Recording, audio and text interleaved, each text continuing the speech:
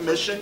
It is 6:15 p.m. It's Thursday, February the 4th, 2021. At this time, we're going to have an invocation and the Pledge of Allegiance led by Commissioner Cobb. For those of you who would like to join us, please stand. Father, we thank you for this day. We thank you for this beautiful, beautiful community that you allow us to live in. Father, we ask that you be with us this evening as we make decisions for our city and for our community that surrounds us. Father, we thank you for all that you do for us, and we thank you for this beautiful area that you let us call home. For it's in your name we pray. Amen. Amen. Amen. If you'll all stand, get ready for the pledge. I pledge allegiance To the flag of the United States of America and to the republic for which it stands, one nation, under God, indivisible, with liberty and justice for all. Thank you.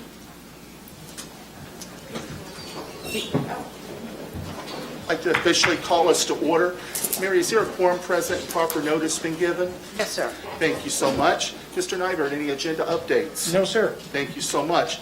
Commissioners, before us we have approval of minutes from our January 21st, 2021 regular city commission meeting. What's the will of our commission? Move for approval. Thank you, ma'am. Second. Thank you, ma'am. Any discussion? Not hearing any. Roll call, please. Commissioner Cobb? Aye. Commissioner Hawkins? Aye. Vice Mayor Lee? Aye. Commissioner Loop Smith? Aye. Mayor Holland? Aye. Next, we have presentations. Presentation of funding checks for the second annual VetFest Lake County. Aaron, are you handling that for us? He's coming in. Perfect.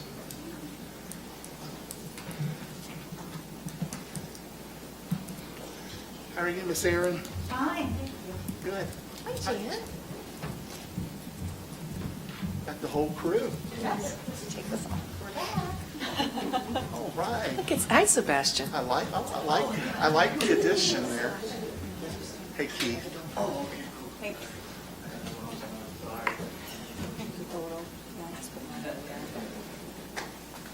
So they're right behind you.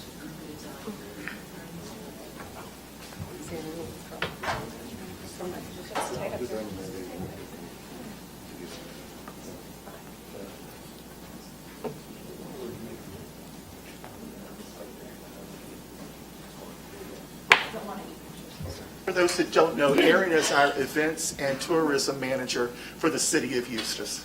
Miss Good Erin? evening. Now I don't have to say that. Erin Bailey, Events and Tourism Manager for the City of Eustis. So back at the end of October, we had a fantastic event in Eustis. It was our second annual VetFest Lake County. During this event, we had a wonderful Veterans Parade that ran down Eustis Street into Farron Park. We had an amazing gala, and we raised quite a bit of money. So even during this pandemic time, people were very generous, and were able to, in turn, be generous as well from the VetFest Committee. So I would like to introduce the VetFest Committee, please, if I may. This is Jan Weidman. She's with Gator Harley Davidson. You're out of order.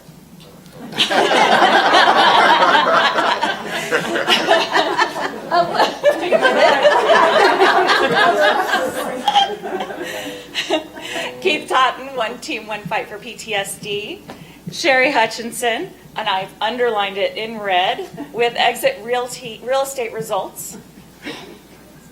I still did this one. And Tony Rafrano with The Last Ride. And we'll keep going down the list here in just a minute, but this committee has crossed not just city lines, but into other counties as well to bring appreciation to veterans, active military, first responders, as well as those at home who support their loved ones doing what they need to do. So we certainly thank this committee. So with that said, we did have an addition of another organization this year, the Patriot Guard Riders. They brought out, help me, the volunteerism, there you go,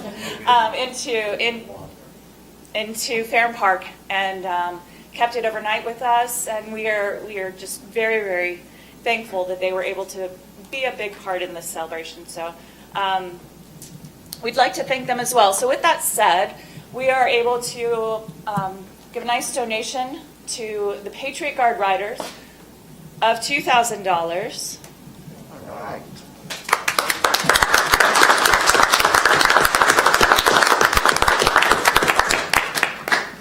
And we'll do some pictures in just a minute.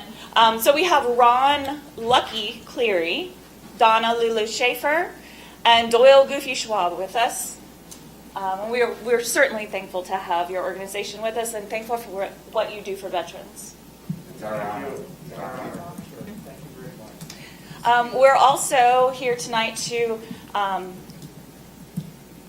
give 2 other donations, one to One Team, One Fight for PTSD, and one to The Last Ride. So accepting for The Last Ride is Tony Raffrano and his wife Sue Raffrano, founders of the organization, and accepting for One Team, One Fight, Keith Totten. So we were able to this year do $4,000 to each of those organizations.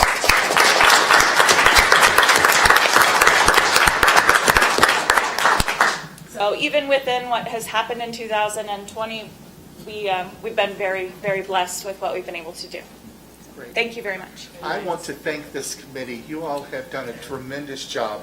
And to have this second Vet Fest here in Eustis has been tremendous. We're hoping that this will turn into another signature event for our city and our community. Again, thank you on behalf of the City Commission. You all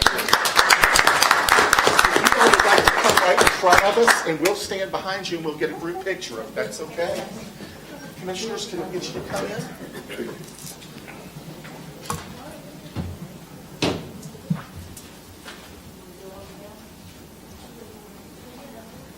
Did you get everybody in, Tom?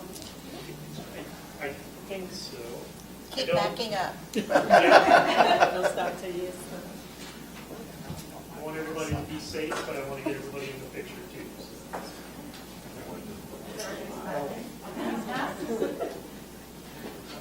All right, a couple more. You're smiling, Nico.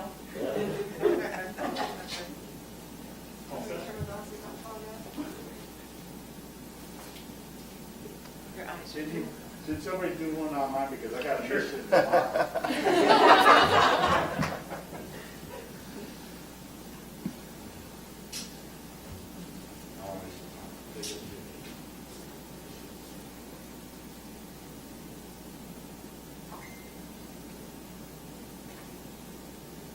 right, I think I got it. All right. Again, thank you all so much. Thank you, everybody. Thank you for being with us tonight. Good to see you. Thank you so very much. All day long. All day long, Jan. That one's yours, right? That's the, Yeah, I dropped it just for you. Yeah. Come out this way.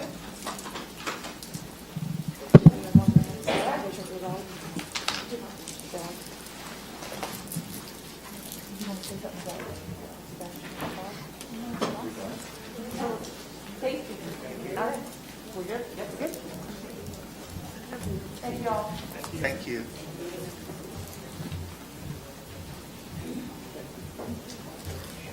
Next on our agenda tonight is a presentation by our city attorney regarding sunshine law and ethics in the state of Florida. Derek? Without my mask on in a year. I know.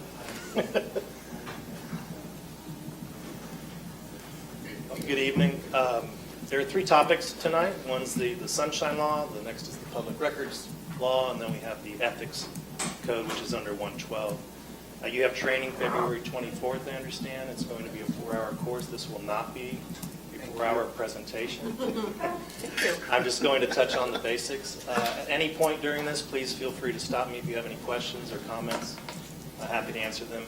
Karen's seen this at least half a dozen times, and Mike has too, and Emily maybe once. So what is the sunshine law? The sunshine law is a requirement both constitutionally and statutorily that when you have a meeting, and you means any one of you and another commissioner, you have to have it advertised, you have to give notice, you have to have minutes of it. Those meetings are required because there's a public policy purpose to no longer have decisions made behind closed doors. Florida used to basically, the meeting was a formality. People would meet outside the meeting. They would decide how they were going to vote. They'd come to the meeting, and everything was already pretty much done. So basically, usurp the power of the public to influence your vote in a lot of cases. So the access is unique to local governments and state boards, but not the legislature. The legislature is not required to have meetings in the sunshine.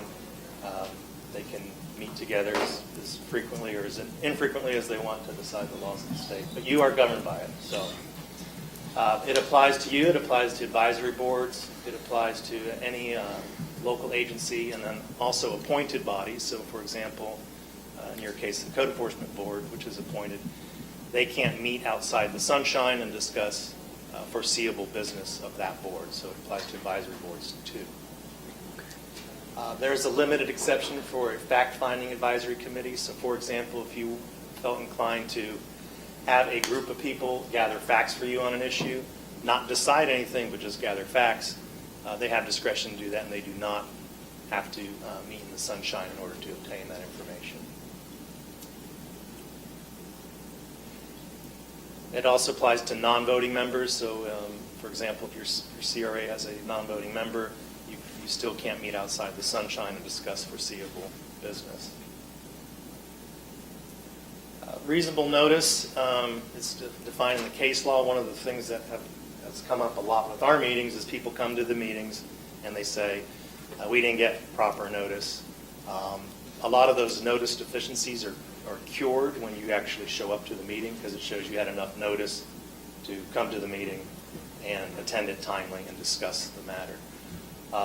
Open to the public, we've had some challenges, of course, with COVID-19, but I'm pretty sure that we've been able to deal with all of those successfully, and how we've managed to have people call in and or send emails. So even though the building is not necessarily accessible to everyone, there's still a right of access given the circumstances. And then you have to have minutes of the meeting taken. A meeting can be anything. It can be an informal gathering. I know a lot of you folks are friends and socialize. So to the extent that you do that, try to avoid talking about foreseeable business of the city. That likewise holds for social media, which we'll get into a little bit. Email communications, any type of gathering where you're going to discuss foreseeable business has to be at a publicly noticed meeting in advance.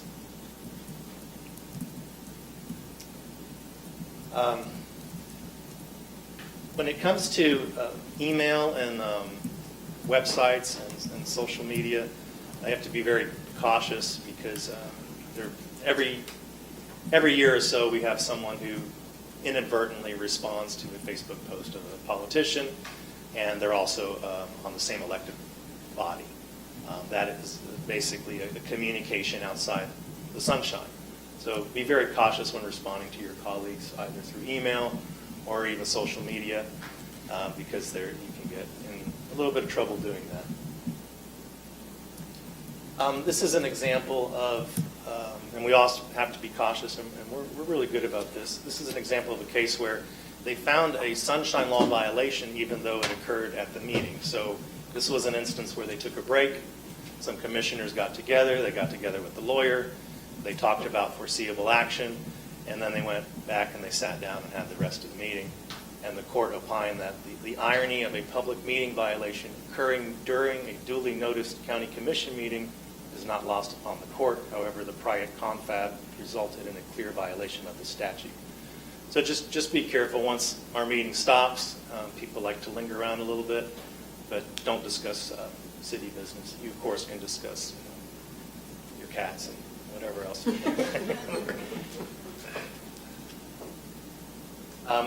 Here's another violation where school board members visited the particular school. They discussed foreseeable action. They talked to the students. They talked to the teachers. It all seems very innocent. Of course, they're just in good faith trying to do their jobs. Well, it wasn't a notice meeting, and because of that, there was a violation.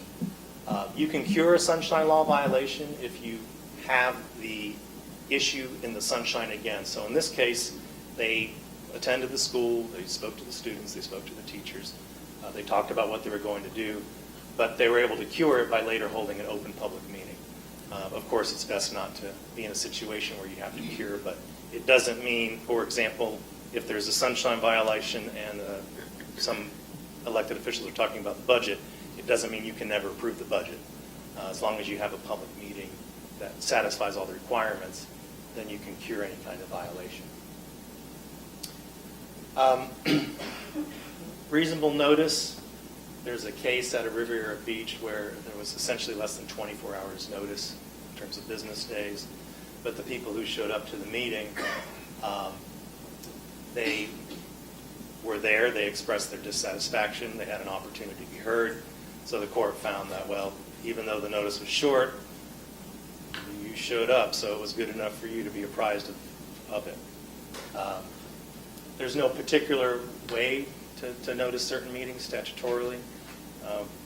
The city does a good job by charter. We're required to post it in 3 locations, and then also with the website and the routine meetings we have. So we provide ample notice of all of our meetings.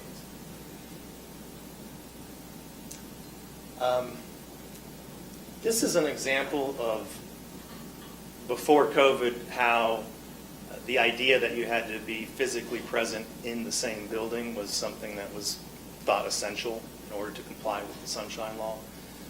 This was an instance where St. John's Water Management District was sued because they set up speakers outside the building. They had the meeting in the largest building they could. They anticipated a lot of members of the public showing up, and but not everyone could get in the building. And so they brought a suit, and the court determined, well, you did the best you could under the circumstances, and you were able to broadcast the meeting outside, which we've had to do before, the actual chambers, so there was not a Sunshine Law violation in that circumstance. But it puts in perspective, too, pre-COVID, how essential that idea was, that you got to be in the same room to be heard. And that sort of changed a little bit. I'm not saying it's changed for the better, I'm just saying it's changed. Minutes are required. Even though we have minutes, we also have the accessibility of the entire meeting by virtue of our system and granted this. But you still have minutes that have to formally be approved, and they don't have to be in any specific detail, basically what action was taken. Some things to avoid. So the one thing with the Sunshine Law, I think this would be your takeaway, is that be very cautious in replying to emails. Sometimes staff will send an email to the whole commission. It's real easy to forget your status and reply all, and then before you know it, someone else has replied, and now you have a dialogue with a fellow commissioner outside the sunshine. So be careful about that. Likewise, if you have a mutual friend, and even though it may be innocent, the friend may tell you, oh, I spoke to Commissioner so-and-so, and this is how they feel about it, this is how they're going to vote. You know, what do you say? And they find out what you say, and then they go back to the commissioner and say, oh, this is what's happening. So that be cautious of those instances. They are rare, but they do occur. So something you can't do directly, you also cannot do indirectly. We even advertise. There have been some instances where our city commissioners have attended county commission meetings, or years ago, Umatilla meetings. And so if there's a plan to speak and have any kind of dialogue and back and forth, we're very cautious, and we actually advertise those as a city commission meeting to cover us in the event of an inadvertent sunshine violation.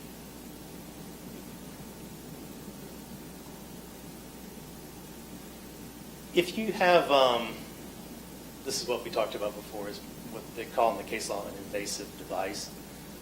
But there are situations where you've either had a developer or a lawyer for a developer, meetings with people who may come before you. You're certainly permitted to do that. We have a carve-out in our code. So if you do meet with someone, you're supposed to disclose it. If you don't, that's okay, but you're supposed to. It puts us in a much better position later. So just like Mayor Holland did earlier, he said, I want you to know I met with the developer. That disclosure helps because it allows someone to say, okay, they've met, they understand the context. We've had, when we were involved in a lot of litigation about 12 years ago, we would not only disclose the meeting, we would disclose when it occurred and the substance of it, so that there could be an opportunity for rebuttal in case you received information on the side that no one else knew about. That way it's out in the open. So in those sensitive, when we have a sensitive issue like that, the more disclosure, the better. This is what we talked about before with Twitter and social networking. The city has its own Facebook page. From the city's standpoint, luckily there's a recent case that came out. It came out in favor of the Alachua County Sheriff. She had a Facebook page. And unfortunately with social media, you get comments you don't want. You get comments that are not relevant. You get people trying to sell stuff. You get all kinds of criticism that isn't even on topic with the original post. So luckily in that case, the advice that I gave the city prior to this case was basically, well, there's a First Amendment right, and as long as it's not obscene or blatantly false, you got to leave it up there. Well, luckily this case came out, and it's recent, but it's not that recent, 2021. It was 2020 of October. And the case determined that if you post something in response to a post that is not on topic, then there's discretion for the administrator to remove it. So if you're off topic, if you're selling something, if you're not responsive to the actual thread, then there's discretion to remove it. The reason I say that is we've had commissioners who have had a Facebook page in their public capacity. I don't know if any of you have that or have political ambitions to be the next master of Twitter, but if you do, be very cautious, because your private Facebook page is one thing, but if you have it as an official city commissioner page, then the comments on that are subject to First Amendment protection. And so if you post something and someone posts a counter argument in response that's relevant, you have to leave it up there. We've had many national politicians and even state politicians who've tried to remove stuff, and the courts have said, if it's in the context of your public office, that's the public forum. Just like 200 years ago we used to have a public square, that's what Twitter is now essentially. But there is discretion to remove items that are off topic essentially. So there are penalties for violations and non-compliance. If it's an inadvertent violation, means you didn't really know, it was just an accident. It's not a criminal violation, but it could be a fine. Other penalties include nullification of the decision, removal from the position, and then there's an attorney fee provision. So if you prove a sunshine law violation, the lawyer proving it gets the reasonable attorney's fees paid for proving it. A knowing violation is a criminal violation, and it's a second-degree misdemeanor, punishable of up to 60 days imprisonment. The attorney's fees can be assessed against the particular board member if there wasn't the support of staff or the advice of an attorney. So if you ever have any doubts about anything, there's no reason to keep it quiet. You're welcome to contact me or Mary Montez, who's very, very well versed in sunshine law and public records law, too. This is a situation where things can get really out of hand with litigation. There was a sunshine law violation in the city of Venice, and the commissioners, 4 of them, were emailing back and forth on how they were going to vote, what they were going to do in the future. There were lots of emails, and instead of saying, here they are and we made a mistake, they doubled down and they fought it and they fought it and they fought it, and they ended up paying $750,000 in attorney's fees to the plaintiff who ultimately prevailed in the case, and their own fees were about $750,000 too. So there you have $1.5 million in litigation expense over several emails that tried to be hidden. So the next segment is public records, and public records is defined very broadly. We had a situation before, and Karen was on the commission at that time, and I think Mayor Holland was just getting on, where we didn't have official city commission email addresses. And so we would receive emails concerning public business, and all those were public records. So now if you You have your own commissioner email. Hopefully that's where you're getting emails relevant to your position here as a city commissioner. If not, I strongly suggest that you forward them to Mary, and then you can delete your copy of it. If you don't do that, then you're essentially holding a public record. And by holding a public record on your personal email, I don't need to explain to you all the pitfalls potentially with that. But if you receive something on your private email, forward it to Mary, you can delete yours. And that way, if the issue ever comes up, you can say with confidence, anything I get concerning the city that's on a private email, it goes to the city, and I don't keep it. In that litigation, they tried to obtain all the commissioners' private email correspondence and documents. They were not successful eventually, but much easier to say, I conduct city business on my city email. So it's a constitutional requirement that the business of the government be public record. There are certain exceptions to it, but for the most part, anything you have from a constituent or anyone else concerning city business is a public record. That's defined very broadly. It can be anything. It can be a recording. It can be a drawing. It can be a photograph, as long as it's in connection with the transaction of the official business of the agency. So if you receive a letter at your home and it says, "Dear Commissioner, I want you to vote this way on this future agenda item," take it, give it to Mary. There's no reason to keep it. Or you can take a picture of it and email it to Mary, and that's sufficient, as long as the custodian of the records has what's called the master copy of the document. That suffices. This is just reiterating what I told you.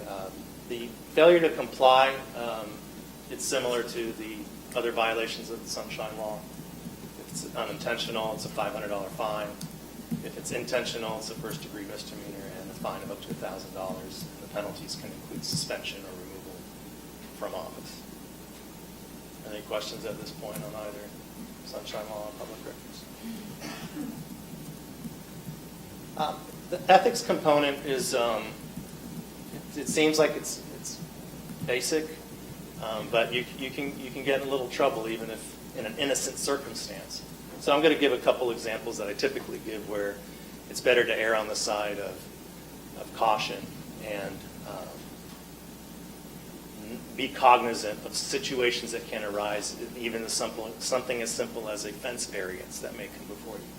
So essentially the guiding principle behind public ethics is that you're not supposed to use your public office for your private gain or any other remuneration. So that's the guiding principle under 112. So if there's ever an instance where you think you will benefit personally from something that may come before you, take pause. And an example I give is, let's say you're going to buy a car and the car dealership salesman knows that you are a commissioner and he didn't get a permit for his fence, and it's not as tall as it should be, but he knows you're a commissioner, and so he says to you, "Hey, I have that thing coming up in a couple of weeks. I'm sure it's going to sail through. I know the commission loves granting variances on fences, so I'm going to cut you a real good deal on this car, unrelated totally, but looking forward to seeing you at the meeting, and let's do the deal." Well, that's obviously, even though there's no express quid pro quo there, just the fact that he's bringing up your position, the potential vote, is enough for you to take pause.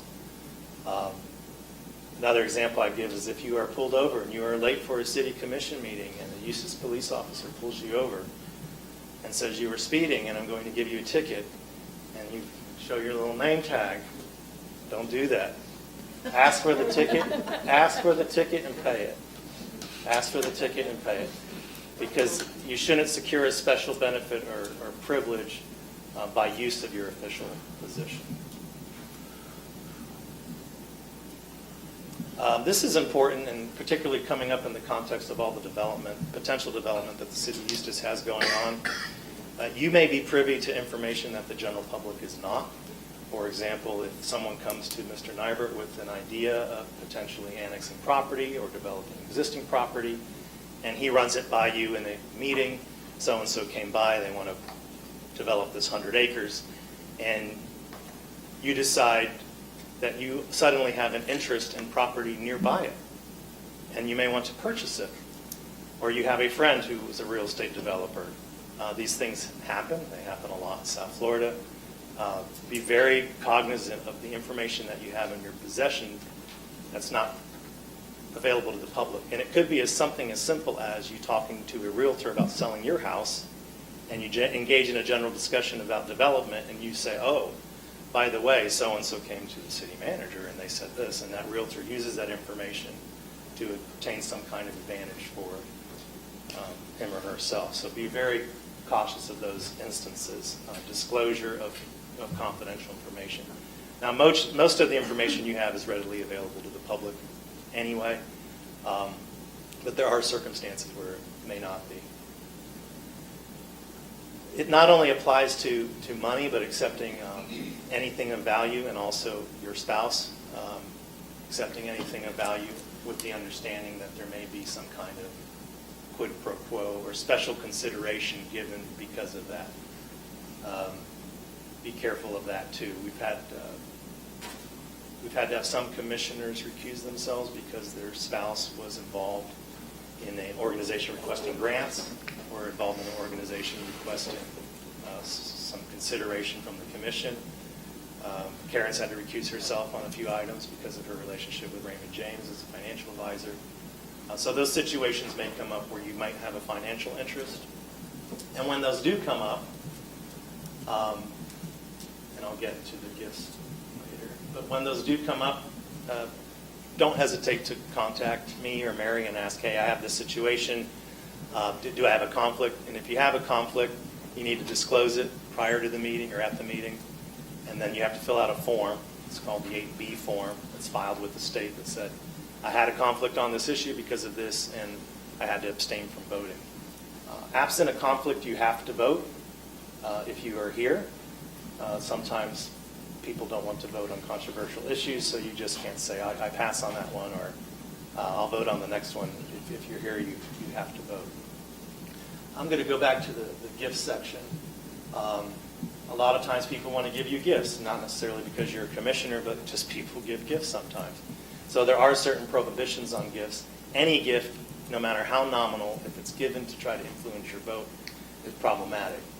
But in terms of other gifts, you cannot solicit gifts from lobbyists.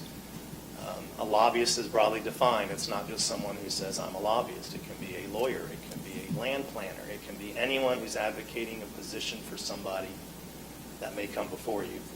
You cannot accept a gift greater than $100 from a lobbyist, and you must report all gifts greater than $100. Bob McKee, who is a respected elected official here for decades, had a policy of basically, no one buys my lunch, I accept gifts from no one. When it's time to report, it's real easy. I don't have to do anything because that's my method of operating. And so you can adopt that same policy if you want. Or you can accept gifts and disclose them as required under the statute. A gift can be anything, including something that has value, but it can also be a future reward. I've had elected officials consult with me on issues that were coming up in terms of free admission to a particular place. These things come up. It seems innocuous, and if you weren't an elected official, it would be fine. Sure, free tickets to this, great, whatever. But in your position, you got to be very cautious of accepting anything of value from somebody who may have something that will come before you. There's an anti-nepotism law. I don't think any of us have to worry about that, but it's basically you can't give favor to a close relative in hiring consideration. We also have a prohibition in our charter on administrative interference. So you have a city manager. That city manager under the charter, he hires and fires everyone except for your city attorney, and your city clerk's also appointed in the city manager. But absent that, you really can't interfere in those decisions. So you're somewhat insulated from this issue, because if you did have a relative who said, hey, I just applied for a job at the city, can you put in a good word for me? Well, that's the manager's decision, I'm sorry. So avoid those situations concerning relatives. And the same applies too with particular contracts, doing business with one's agency. For example, if someone were to come before you and they can somehow profit off your decision and they're a close relative. I know Mayor Holland has a lot of cousins. I think most of those cousins would not apply under this definition of close relative. But if it is a close relative, a spouse, a child, be aware of those issues too. So that's basically sunshine law, public records law, and our ethics in a very, very summarized fashion. Are there any questions? Thank you, Derek. You're welcome. And if you found that exciting, wait until the 24th and you get 4 hours of it. Thank you, Derek. You're welcome. Thank you. Next, we have audience to be heard. If you'd like to speak to the commission about something that is not on the agenda, this is your opportunity. You get 3 minutes. Mr. Nybert, you got some cards? I do. Vance Yoakum. Come on up, Vance.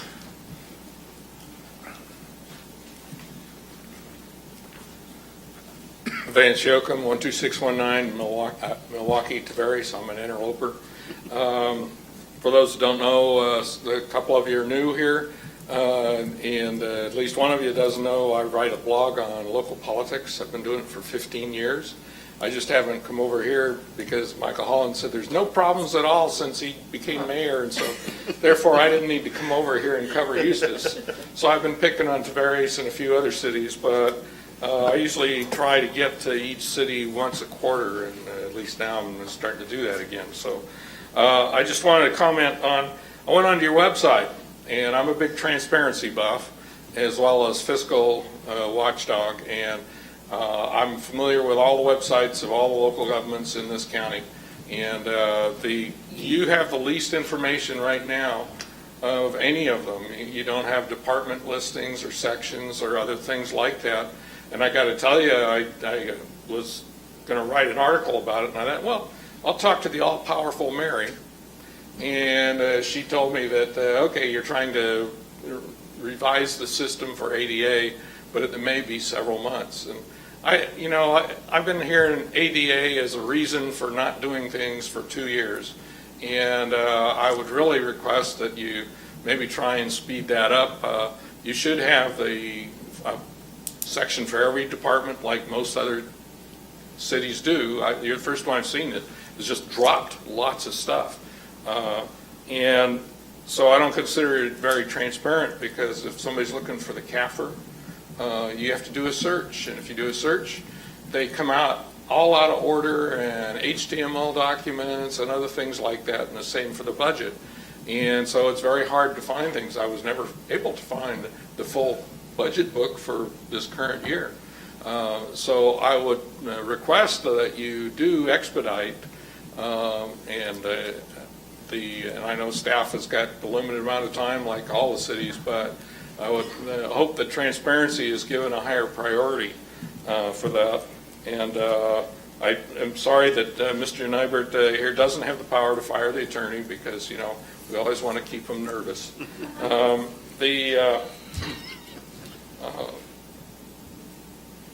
The other thing, George Fest. This is a separate issue that's coming up. As I think some of you know, I usually have my old 65 Mustang in that parade, and this city seems to have more strict rules and demands for filling out application forms and everything than any other city. Mount Dora doesn't do it, Eustis, Tavares doesn't do it. They pretty much let the groups go in. And then this year I was told that the group that I'm in, that some of you are familiar with, when I show up, they're only letting them have 3 cars in there. I don't know, I'd like to hear the reason why they can only have 3 vehicles in the parade, but... Time. Yes, time? Yeah. For a parade? No, That's no, it. you've had your 3 minutes. He's saying 3 minutes time. Yes, sir. I'm used to a beeping, Vance, can I look into that and get back to you? Because that's the first I've heard of that this year. Okay. So and I'll find out, and I will get Yeah, I was back told to you. I'm one of the 3 cars, and the city finally, I guess I wore them down because they just retained the stuff that I filled out previously, and they just roll it forward. But for anybody new going in there, we have lost people that would put a vintage car or something in parade because they don't feel comfortable giving copies of their driver's license and everything else out for that. Thank you. Thank you for being here. Yes, sir. Stephanie Carter. Stephanie.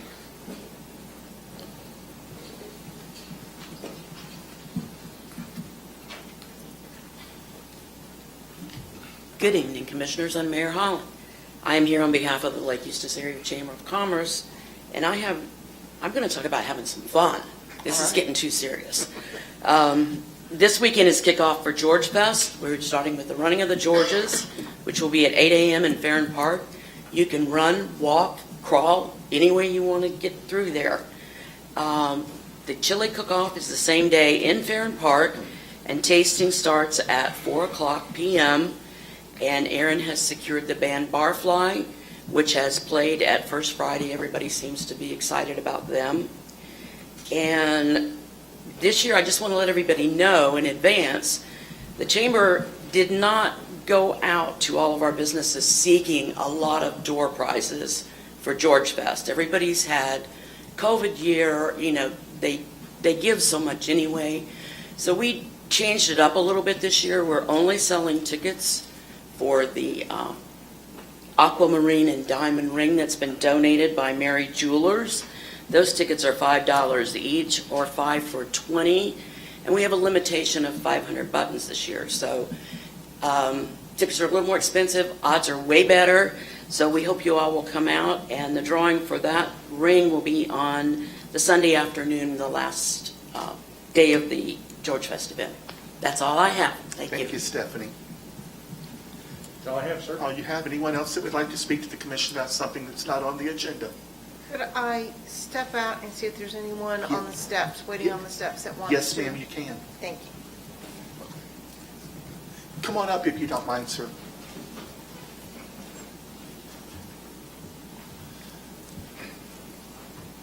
Sorry to make you come all the way up.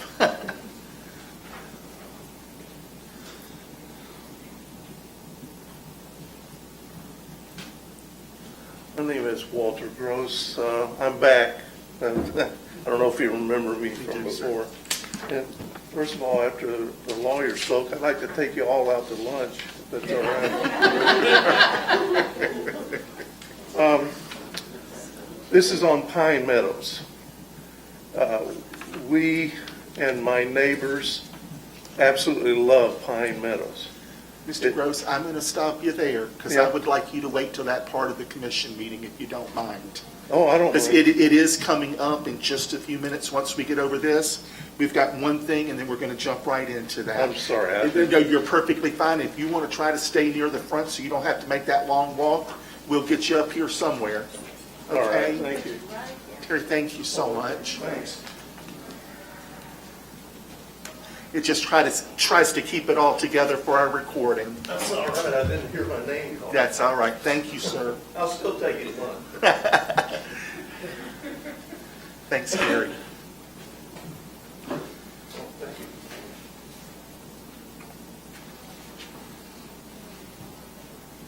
While we're waiting, George Fest is coming up, a lot of great events. Please go to eustis.org, look at the events as we've got them listed. We are not mandating mask wearing, but we are pleading with you, please, when you're out in public, wear your mask, be socially responsible. We want to have a good time, but yet we also want to try to control this virus as much as we possibly can. We have stations that will be out in the public for hand washing, and we will be able to social distance with it all being outside. So we encourage you to be here. We encourage you to celebrate with us. This is the 119th year of George Fest, celebrated here in Eustis. Anything, Mary? Everyone was good. Okay. Mr. Stephen Bliss said to pass on his salutations. Okay.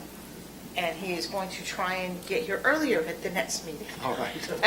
Thank you so much. All right, so we've had audience to be heard. We'll come down to the consent agenda now. There is one item under the consent agenda. Do we need to have any further discussion on that item? What's the will of the commission on the consent agenda? Mr. Mayor, I move for approval of the one item, Resolution Number 2106, under the consent agenda. Thank you, ma'am. I'll second it. Thank you, ma'am. Any further discussion? Not hearing any. Roll call, please. Commissioner Cobb? Aye. Commissioner Hawkins? Aye. Vice Mayor Lee? Aye. Commissioner LaHoop Smith? Aye. Mayor Holland? Aye. Mr. Attorney. Yes, sir. First item is Resolution 2107, a resolution of the City Commission of the City of Eustis, Florida, authorizing the city manager to execute an assignment of the purchase agreement with Sun Terra Communities 3 LLC to County Road 437 Land Investments LLC for completion of the sale of the city's 197.3 acres Sprayfield property. Mr. Nybert. Mr. German, who is the manager of Sunterra, is also the manager of 437 Land Investments. They just want to transfer the rights of the option agreement to this corporation, which will be the development corporation of the project. Any questions for Mr. Nybert? Would any members of the public like to speak on Resolution 2107? I had a deep wrestler you put for this item, but I don't think you meant this one. I did not. Okay. Seeing none, we will close the public comment portion of the hearing. Commissioners, before us, we have Resolution Number 21-07. What's the will of our commission? Move for approval. Thank you, ma'am. Second? Thank you, ma'am. Any discussion? Not hearing any. Roll call, please. Commissioner Cobb? Aye. Commissioner Hawkins? Aye. Vice Mayor Lee? Aye. Commissioner LaHoop Smith? Aye. Mayor Holland? Aye. The next 9 ordinances are 2032 through 2040.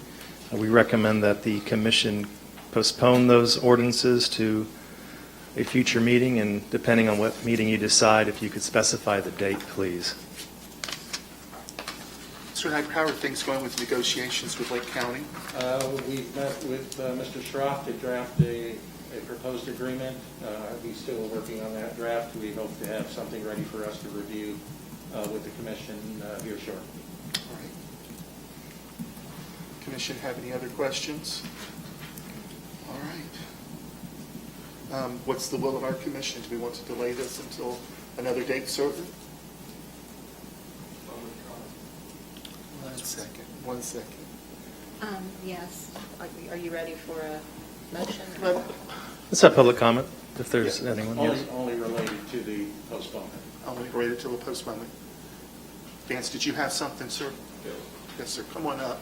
Did he say related to? As long as it's related to the, yes, to postponing. Yes, sir. No, I want to talk about the format of the documents that were provided for the ordinances, the contents,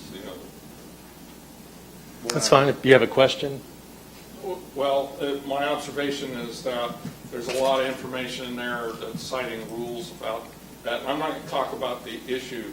It's just that I'm, again, a fiscal watchdog, and there's terms in there and sections that talk about, well, we can do this because there's efficiency, cost effectiveness and efficiency and other things like that, but you don't have any formal analysis method for showing whether you're going to make or lose money on any of these proposed properties. And the reason I bring that up is I've probably been to at least 3 cities where city leaders have brought up the fact that they lose money on every new home that they approve and that gets built because they don't break even on all the police and all the other services.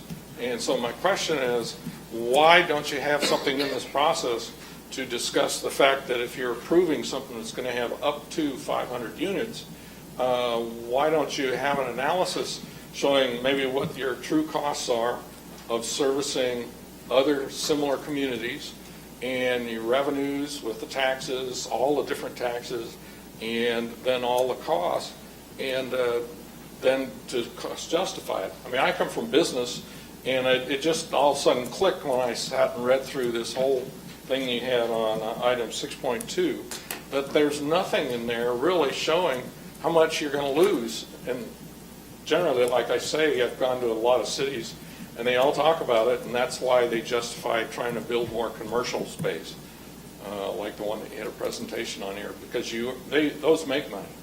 And so that's what my suggestion is. I'm surprised that the legislation or the League of Cities or somebody doesn't have a methodology that you would include in these to show, okay, our current experiences, we've analyzed what it costs for an existing development of that size with that density and everything else versus the property revenue, tax revenues and other revenues we get, and how much are we losing on these units, and then why are we proving something? All right. And he says time, so I got to give up. Thanks, Vance. Mary, is anybody online asking any questions on this? No, sir. No? All right.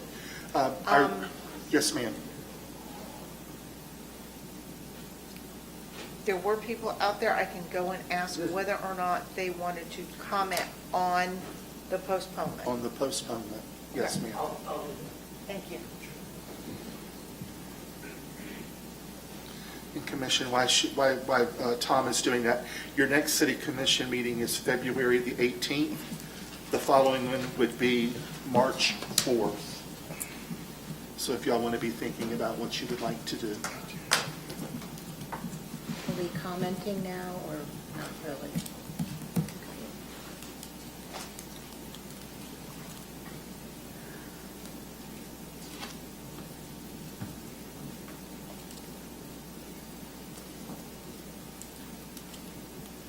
Can I just ask one question about the postponement? Yes, sir. I'm Rick Jordan, live out on 439. I'm just curious, I heard the lawyer mention that y'all are in negotiation with the county. Does that mean negotiating for how many homes per acre? Or, I mean, is this, I'd just like to know, we've been back 4 times now, postponed. We'd just like to know something. Are y'all going to approve this thing? We are negotiating with the county on about densities, on about fire services and other issues. Yes, sir.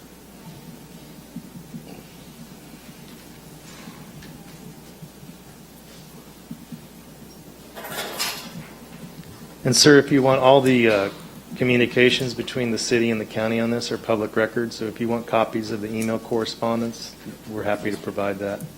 And some of those deal with the specifics of the terms. Mary, do we have this gentleman's information? I have his name, but if you'll give me your contact information after the meeting, I will be happy to get that to you. Jared, no one outside wants to speak. Oh, okay, great. All right, we'll close the public comment portion of the hearing. All right, commissioners, back to us. What's the will of our commission? Mr. Mayor, I would move to continue to our February 18th meeting because of the county's actions preventing us from having a hearing and finalizing approval. Thank you, ma'am. I second. Thank you, sir. Any further discussion? Not hearing any. Roll call, please. Commissioner Cobb? Aye. Commissioner Hawkins? Aye. Vice Mayor Lee? Aye. Commissioner LaHoop Smith? Aye. Mayor Holland? Aye. Mr. Attorney. Yes, sir. The next item is Ordinance 2041, an ordinance of the City Commission of the City of Eustis, Florida, voluntarily annexing approximately 226.826 acres of real property located on the north and south sides of Pine Meadows Golf Course Road, as more particularly described herein. You have anybody who'd like to speak? Yes, I do.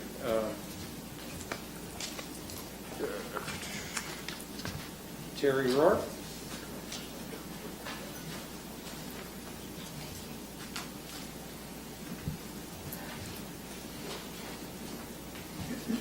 Terry Rohr, Eustis, Florida. Well, Mr. Vance's comment was certainly very interesting. It would be very curious to find out if you're actually going to lose money on these 500-plus homes.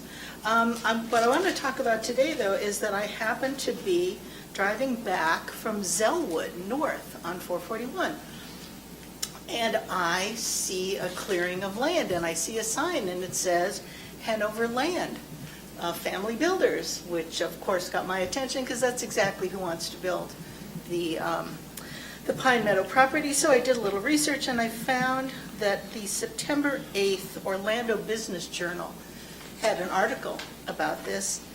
And here's a bit of quote of what they said. An Orlando-based home builder, Hanover Family Builders, has snatched up land in an Orange County planned community.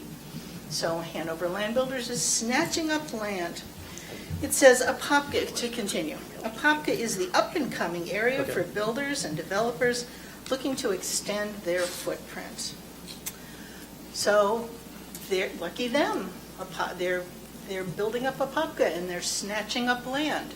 And now they're in Eustis and they're trying to snatch up this lovely vacant land and put 500 or more homes on it. That's, I think, a sad thing, and although I've heard that the city of Eustis does not want to become another Claremont or Apopka, I think that's exactly the direction you're headed.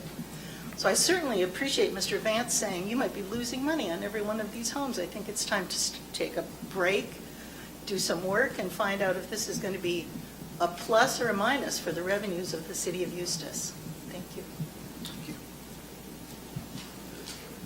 Walter Gross? Mr. Gross. Sorry to take up so much time for. You're all right, sir. I'm speaking on Pine Meadows also. I live in that community and I absolutely love my neighbors. All of us are older, a lot older. As a matter of fact, several of the people are just about to expire now, including my wife, who's in her hospital bed there with hospice, office. But, and she won't have to see this 500 homes. And usually when you come to the commission, you know it's already a done deal. So I'd like to get my 2 cents in anyway. My wife and I absolutely love Eustis, and we looked for it for a long time. And I had to come from South Florida, working 34 years, the same place. And right now, it looks like we're going to be Orlando North or the Villages East. If you look out, I stood out there with several people watching the traffic go by. It's miserable, especially at this time of the day and in season. And you want to add 500 homes with at least 2 cars per, and then going down their little street. That reminds me, I'm hoping that one of the new commissioners had a chance to come out there and take a look at that street that comes back. It's about a mile long. And it's curvy and it's difficult sometimes to pass other vehicles in. And the last time I came to talk to you a couple of years ago, you were annexing, that would be the south side of Pine Meadows Road there. And you put a medical facility in there. And I think it must have something to do with the mental place, because the police have been out there no less than about 10 times. Because there's some people in there, and one individual actually comes out and sits in the middle of the street, and the police have to come out and escort him out. It's a dangerous situation there. Last time that I was here, I mentioned to you that I wasn't real happy with politicians. I'm still not, by the way. I feel that you are elected by people in Apopka, and people in Apopka are wonderful people. I can't believe how I can go to the store or go to any facility or something, and it's yes sir, no sir, anything we can do for it. It's just as nice as it could be. That's why we moved here. We love it. Already? Yes, sir. Well, at any rate, one last thing. You're lying in the pockets of a developer who has nothing to do, just like the lady said, with Eustis. Eustis is going to be destroyed. You're putting a knife right in their heart. Just remember, you're working for them. Thank you. Thank you, sir. That's all I have. Anyone else like to speak on orders 2041? Seeing none, we will close the public comment portion of the hearing.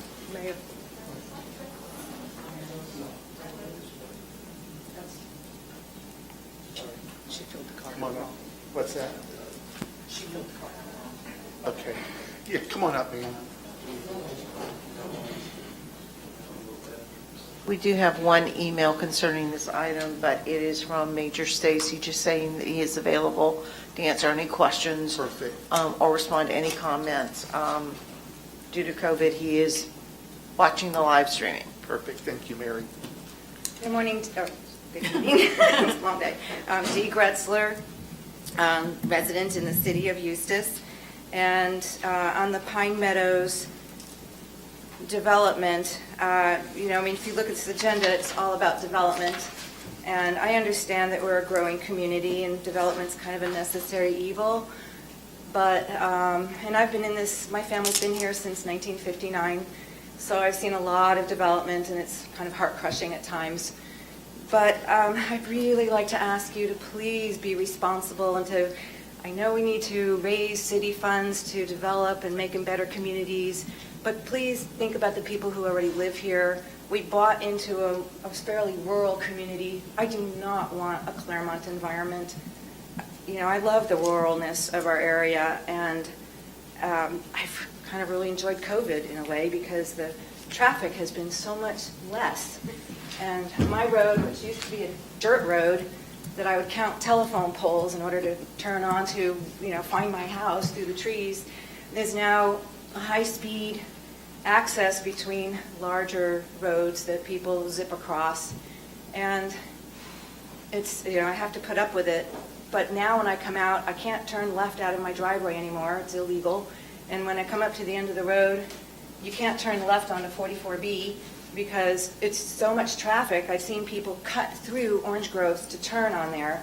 The traffic is becoming insane. So please think broader as you consider development. And please listen to the community when we have things to say about it. And we live here. We'd like to continue living here. And we'd like the ruralness of it. So if we could maintain that, again, I just can't plead anymore to be broader, do some more impact studies. If we're losing money on housing developments, then maybe build more along 441 and, use more commercial. It's sad. 441 used to be nice and quiet, but I'll go with that. I'll support that. And thank you for your time and Thank you so much. consideration. Thank you. Anyone else? Seeing none, we will close the public comment portion of the hearing on ordinance 2041. Commissioners, I have asked in the last couple meetings to continue this also to the next meeting. I am very uncomfortable with moving forward with this until we really continue or really finish our talks with the county, because I'm not going to play one development over another, one annexation over another until we have a clear path forward. That's my opinion. So I would ask that if it's the will of this commission, ordinance 20-41 through 20-43 be continued to our February the 18th meeting. Anybody have any other comments? Is that the motion? I'll make it as a motion if that's what you would. If I'll second that. okay. Got a first and a second. Any other questions or comments on that? Okay. Mary, roll call, please. Commissioner Cobb? Aye. Commissioner Hawkins? Aye. Vice Mayor Lee? Aye. Commissioner LaHoop Smith? Aye. Mayor Holland? Aye. Gary? Ordinance 2047, an ordinance of the City Commission of the City of Eustis, Florida, voluntarily annexing approximately 10.04 acres of real property lying west of Kirk Street and east of David Walker Drive. Any questions from the commission? Would any members of the public like to speak on ordinance 2047?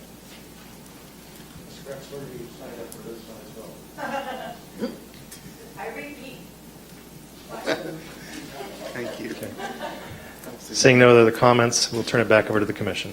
Commissioners, before us we have ordinance number 20-47. What's the will of our commission? Mr. Mayor, I move for approval of ordinance number 20-47 on its second reading. Thank you, ma'am. Second it. Thank you, ma'am. Any further discussion? Not hearing any. Roll call, please. Commissioner Cobb? Aye. Commissioner Hawkins? Aye. Vice Mayor Lee? Aye. Commissioner LaHoop Smith? Aye. Mayor Holland? Aye. Ordinance 2048, an ordinance of the City Commission of the City of Eustis, Lake County, Florida, amending the City of Eustis Comprehensive Plan pursuant to Florida statutes, changing the future land use designation of approximately 10.04 acres of recently annexed real property lying west of Kirk Street and east of David Walker Drive from urban low in Lake County to mixed commercial residential MCR in the City of Eustis. Would any members of the public like to speak on Ordinance 2048? Seeing none, public portion of the hearing is closed. Commissioners, before us, we have ordinance number 20-48. What's the will of our commission? Mr. Mayor, I move for approval of ordinance number 20-48 on its second reading. Thank you, ma'am. I'll second. Thank you, ma'am. Any further discussion? Not hearing any. Roll call, please. Commissioner Cobb? Aye. Commissioner Hawkins? Aye. Vice Mayor Lee? Aye. Commissioner LaHoop Smith? Aye. Mayor Holland? Aye. Ordinance 2049, an ordinance of the City Commission of the City of Eustis, Lake County, Florida, assigning the Suburban Neighborhood Design District designation to approximately 10.04 acres of recently annexed real property lying west of Kirk Street and east of David Walker Drive. Would any members of the public like to speak on Ordinance 2049? Seeing none, the public comment portion of the hearing is closed. Commissioners, before us, we have ordinance 20-49. What's the will of our commission? Mr. Mayor, I move for approval of ordinance number 20-49 on its second reading. Thank you, ma'am. I second. Thank you, sir. Any further discussion? Not hearing any. Roll call, please. Commissioner Cobb? Aye. Commissioner Hawkins? Aye. Vice Mayor Lee? Aye. Commissioner LaHoop Smith? Aye. Mayor Holland? Aye. Thank you, Mr. Attorney. Thank you. Next, we have future agenda items. Nan, anything for a future agenda item, ma'am? I think so. All right. Willie, anything for a future agenda item? No. Karen? Not a thing. All right. Emily? No, thank you. All right. Perfect. Come down now to comments and reports. Karen, anything you'd like to report from since our last meeting? Well, we all know we have royalty in our midst. Yes. So, and then, of course, we crowned the king at the chamber breakfast, which was very well attended, and congratulations to the fire department for winning the table decorations. It was absolutely great. It was great to see everybody there. I want this commission to know I'm 2 for 2 for chamber breakfasts this year. That's thrilling in mind. I really encourage everyone to sign up for the 24th for the webinar on ethics. I'm really glad they've got something new because I've been watching the recorded version of the same stories over and over again, and so I'm looking forward to new updated information. But no, I'm just very proud that we're having George Fest and that we are who we are. Thank you. Willie? Nothing to report. How did the soccer team do yesterday? Nothing to report. Not bad. It was bad. Okay. Well, okay. Man. I just want to say that the Gateway Corridor Grant Program, we've been working very diligently the past 2 Fridays, and tomorrow will be our last go-around, if you will, to let our community know in the corridor that grant opportunities available for them. It's basically a facade grant to kind of spruce up Eustis and get it cleaned up. And the workshop will be February 9th, so I'm looking forward to that as well. And we encourage, if you want to show up and learn about it, come and listen. It'll be at the Eustis Chamber. And but it's been going very, very well. So I want to thank Tom Carino. Great job. Ron, thank you very much. Christina Rosenberg, she's not here, but she created the flyer. She did a real good job with that. And so I'm just very, very appreciative for all that. The Chamber, Tammy's been with us. Some of the commission's been with us. So it's been a good time. It's been a good time, and I think we're making a great impact with a lot of our businesses. So we are reaching out to them. Also, too, Willie and I will be in the 5K. Yes. We're walking. Some of them aren't there for moral support, but we will be there this Saturday, 8 o'clock, doing the George Fest 5K. And then I'm very proud this to be the first time the commission has had a chili team, the chili cook-off. We're chili, chili, bang, bang. And so we encourage all of you to come out to the chili cook-off and then just enjoy a good time in downtown in our recently updated Fair and Park. Thank you, Nan. Miss Emily, anything to report? I'm done. She did a fine job of the commercial for everything, so. Perfect. Mr. Manager? Yes, sir. At our retreat, as you recall, we have talked about having a workshop regarding a review of our strategic plan, not our comprehensive plan. Okay. I would like to, with the commission's availability and permission, schedule that for Thursday, March the 11th at 5:30 PM in this room.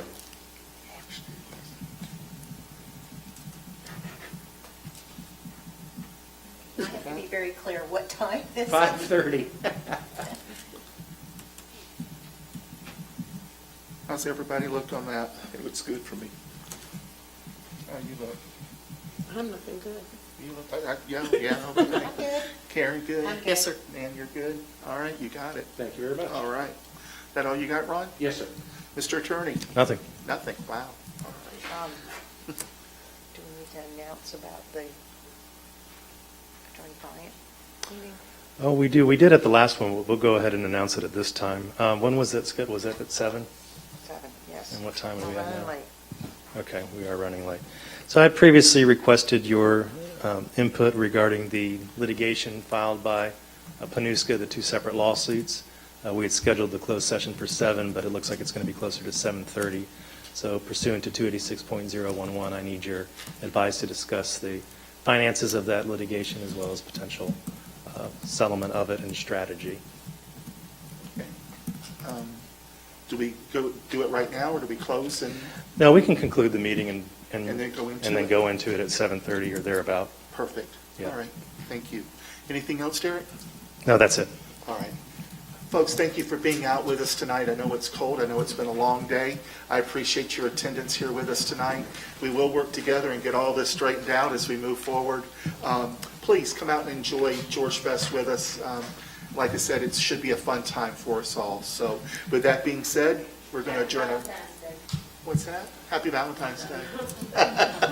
We're going to adjourn our meeting, and thank you for being here.